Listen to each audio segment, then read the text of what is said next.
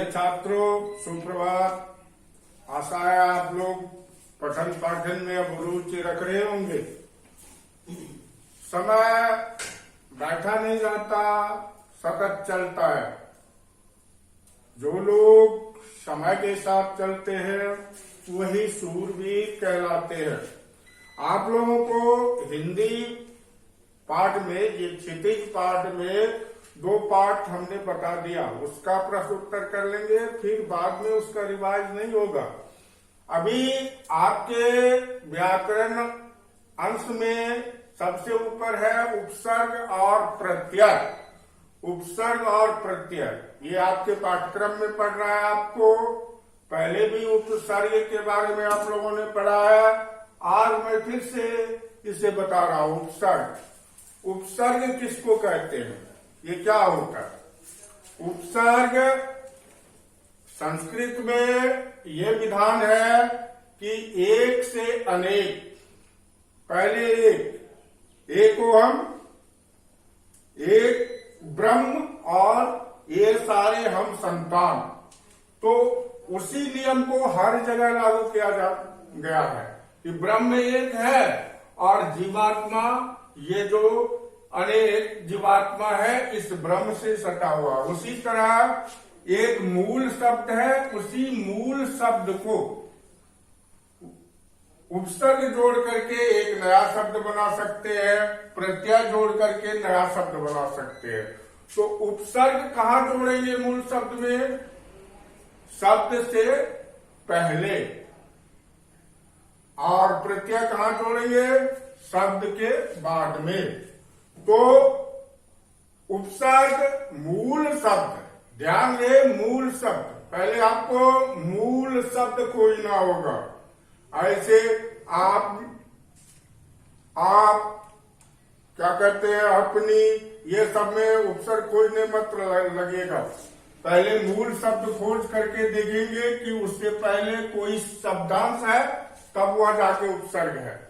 तो उपसर्ग ऐसे शब्दांश होते हैं जो किसी शब्द के पहले लगकर उसका अर्थ बदल देते हैं। उपसर्ग मूलतः शब्द नहीं है बल्कि शब्दांश है, शब्द का अंश है, पार्ट ऑफ वर्ड, शब्दांश। तो उपसर्ग किसे कहते हैं? उपसर्ग वह शब्दांश होता है जो किसी मूल शब्द से पहले लगकर उसका अर्थ बदल देता है। जैसे कि आप समझिए कि मैं कोई शब्द लेता हूं, कोई शब्द ले लिया, यहां जैसे कि मुख शब्द, मुख शब्द है।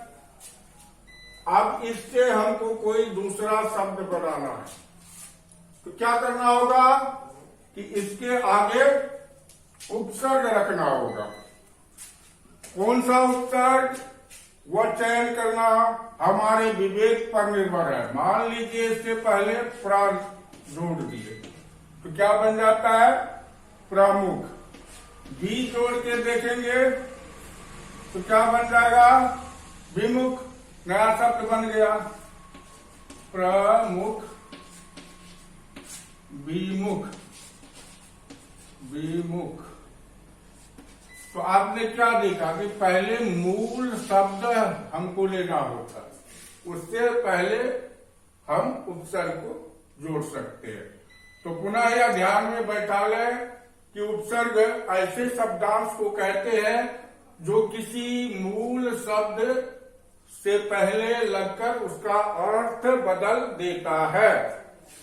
अब उपसर्ग संस्कृत साहित्य की एक विशेष देन है, लेकिन अब हिंदी के भी कुछ उपसर्ग आ गए हैं, अरबी फारसी में भी आ गए हैं और आपके अंग्रेजी लिटरेचर में भी आ गया है।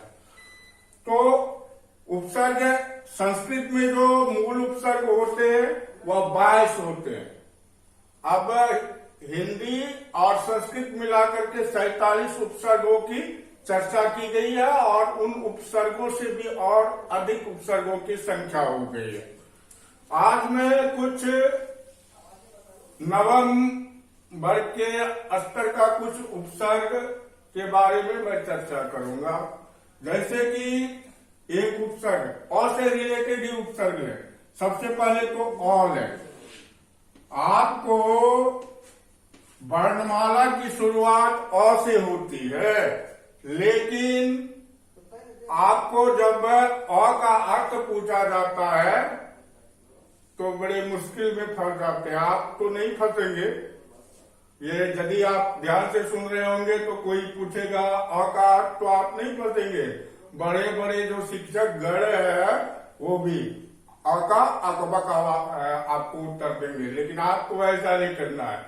और जो है हिंदी वर्णमाला का पहला ह्रस्व स्वर है। हिंदी वर्णमाला का पहला ह्रस्व स्वर है और यह हीन के अर्थ में आता है, निषेध के अर्थ में आता है। नन के और लग जाएगा तो सब निषेध हो जाएगा। निषेध अंग्रेजी में बोले तो नेगेटिव। नन के अर्थ में अ का प्रयोग होता है। और हिंदी वर्णमाला का यह पहला वर्ण है जो ह्रस्व स्वर है। तो अ उपसर्ग यानी कि बिना के अर्थ में होता है, निषेध के अर्थ में होता है। अब कोई शब्द लीजिए और इसमें ये जोड़िए। बिना शब्द के जोड़ने की कोशिश मत कीजिएगा। पहले तो कोई शब्द लिखिए, जैसे कि ये मर शब्द है, इसका अर्थ तो मर जाना होता है। और यदि अ उपसर्ग इसमें जोड़ रहे तो क्या बन गया? अमर, यानी कि जो मरता नहीं है। इसी तरह और भी शब्द लीजिए, जैसे कि कोई शब्द हमने लिया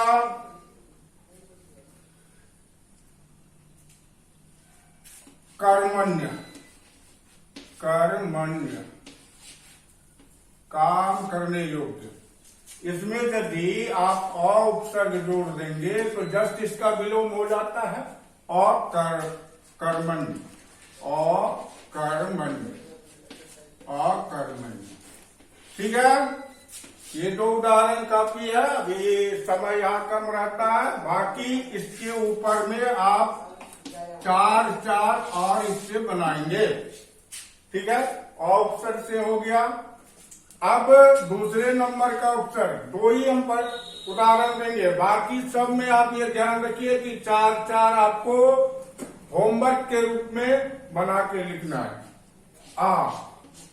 आ क्या होता है? यहां ये नहीं है। आ का यदि विश्लेषण पूछा जाता है तो हिंदी वर्णमाला का पहला दीर्घ स्वर है। हिंदी वर्णमाला का दूसरा वर्ण है और स्वर में दूसरा दीर्घ स्वर है। दीर्घ स्वर है आ। एक तो ये हो गया वर्णमाला के दृष्टिकोण से। दूसरा, इसका अर्थ होता है तख्त। इसको शायद मेरे ख्याल से अंग्रेजी में कहते हैं टिल, तख्त। या एक और अर्थ होता है साथ या विशेष, यानी टिल विथ स्पेशली। तो आ उपसर्ग का प्रयोग उसके अर्थ में होता है। अब कोई शब्द ले लें जिसमें कि इसे जोड़ना है, जैसे कि जन्म ले लें। इसमें यदि आप आ उपसर्ग जोड़ देते हैं तो क्या हो जाता है? जन्म। जिसे रुचि हो उसे मैं बता देता हूं। ये जन्म शब्द जो है ये व्याकरणिक दृष्टिकोण से गलत होता है। इसका सही रूप होता है जन्म, लेकिन अब चलता है तो इसे चलने दीजिए। लेकिन व्याकरणिक दृष्टिकोण से यहाँ क्या होना चाहिए? जन्म। लेकिन आजकल लोग ऐसे ही जन्म लिखते हैं, तो लिखिए, कोई बात नहीं है, हिंदी लचीली भाषा है।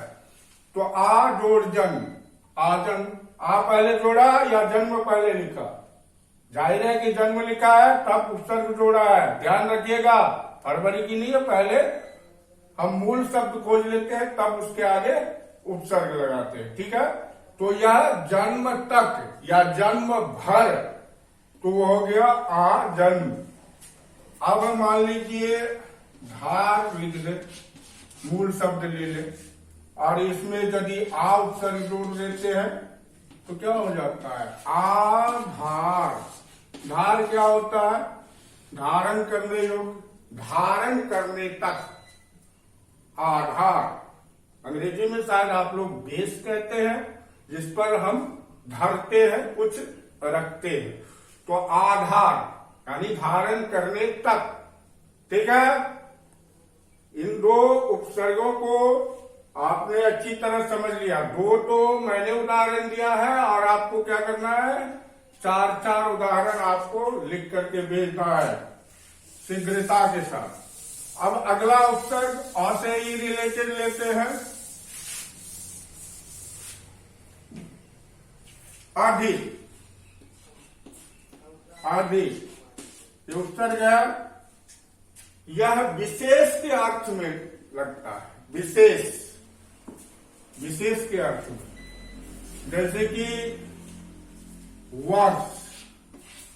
वर्ष, इससे पहले यदि अधि उपसर्ग लगा दिया जाए तो क्या हो जाएगा? अधिवर्ष। अधिवर्ष मतलब विशेष वर्ष। विशेष वर्ष, अधिवर्ष। आप लोग मैथ और इंग्लिश से जानते होंगे कि इसको कहते हैं लीप ईयर। और मैथ के आधार पर, गणना के आधार पर अधिवर्ष क्या होता है? जिसमें कि एक दिन ज्यादा होता है, तो अधिवर्ष हो गया। दूसरा यदि उदाहरण हम खोजें तो वास। वास, रहने का स्थान को वास कहते हैं। तो वास, इसमें अधि उपसर्ग जोड़े तो क्या हो जाएगा? अधिवास, ठीक है। तो ये तो दो हमने दे दिया, फिर +4 करना है। तो अधि का आप लोगों ने समझ लिया। एक और उपसर्ग लेते हैं, अप। अप, अप में आप जानिए कि अंग्रेजी का अप होता है ऊपर और हिंदी का अप होता है नीचे। किसी को नीचा दिखाने के अर्थ में, नीचा दिखाने के अर्थ में अप उपसर्ग लगता है। किसी को नीचा दिखाना है तो उसके आगे में अप शब्द जोड़ देंगे, तो उपसर्ग जोड़ देंगे, तो वह नीचे के अर्थ में होगा, डाउन के। जैसे कि अभी अभी मैंने बोला शब्द। शब्द में यदि अप जोड़ देंगे तो वह हो गया अपशब्द। अपशब्द नहीं, यानी बुरा शब्द, अपशब्द। पहले हम लोग के संस्कृत में या हमारी संस्कृति का यह क्या नाम है कि शब्द नहीं है गाली। आजकल जो सुनते होंगे गाली, लेकिन हम लोगों के संस्कृति में गाली नहीं कहा जाता है। यदि कोई कठोर शब्द बोलता है तो उसको कहते हैं कि अपशब्द बोल रहा है। तो खैर, अब दूसरा एक ले लें, मान में लगा देंगे तो ये तो आप जानते हैं, अपमान। अपमान, इसी तरह अनेक है। मान मतलब होता है सम्मान, प्रतिष्ठा। तो आप यदि आगे जोड़ देंगे तो जस्ट उसका विलोम हो गया, बुरा हो गया, ठीक है। अब आगे और लेते हैं अभी उपसर्ग। अभी, ये उपसर्ग है। कोई शब्द लीजिए और इसको जोड़िए, जैसे कि नेता है, इसमें अभी उपसर्ग लगा देंगे तो क्या हो जाएगा? अभिनेता। नेता से ऊपर, अभिनेता, ठीक है। अब मान लीजिए एक शब्द लिए रुचि। रुचि से पहले यदि अभी जोड़ देंगे तो क्या हो जाएगा? अभिरुचि, अभिरुचि विशेष पसंद, पसंद से ऊपर अभिरुचि। ठीक है, इतना तो आप लोगों ने समझ लिया। और भी लेना है तो और भी आप ले सकते हैं। और से ही जैसे कि एक हो गया आपको आवर, आवर उपसर्ग, बुराई के अर्थ में फिर आ गया आवर। अब जैसे गुड़ है, गुड़, इसमें अब उपसर्ग जोड़ेंगे तो क्या हो जाएगा? अवगुण, अवगुण। अवगुण नहीं कह दीजिएगा, अवगुण। गुण विशेषता, अवगुण यानी दोष, जस्ट अपोजिट हो गया। अब से यदि सर मूल शब्द लेते हैं, अब जोड़ देते हैं तो अवसर। ठीक है, और से रिलेटेड एक और उपसर्ग आपको देखने को मिलेगा, अति। अति उपसर्ग अधिकता के अर्थ में होता है, अति उपसर्ग। तो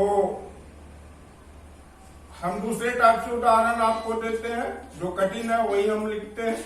उक्ति मूल शब्द है, यदि इसमें अति उपसर्ग लगा दिया जाए तो ये ज्वाइंट हो जाएगा, ई और ओ मिल करके। इसको हम आपको अंग्रेजी के लेटर दे करके ये संधि बता देंगे कैसे होता है। अति जोड़ उक्ति, तो ये क्या हो गया? अत्युक्ति, क्या ज्वाइंट हो गया? अत्युक्ति। ठीक है, अब कोई एक और शब्द लीजिए, शय। इसमें अति जोड़ देंगे तो अतिशय। ठीक है, इस तरह से आपने कुछ थोड़े से उपसर्गों का आज आपने अध्ययन किया। अगली कक्षा में और हम चाहेंगे कि कम से कम 10 उपसर्ग आप लोगों को एक साथ बताएं। तब तक इसको आप बनाने की आदत डालें, देखेंगे कि बहुत मजेदार है, बहुत मजेदार है। जो होमवर्क करते हैं वह बड़ा ही मनोरंजक होता है, जो नहीं करते तो उसको क्या जीवन का आनंद मिलेगा। जब आप होमवर्क करने लगेंगे तो बड़ा ही आनंद आने लगेगा, एक मनोरंजन है या गेम है। तो ठीक है, आप इसको कर लेंगे। फिर मिलते हैं अगले वर्ग में। धन्यवाद।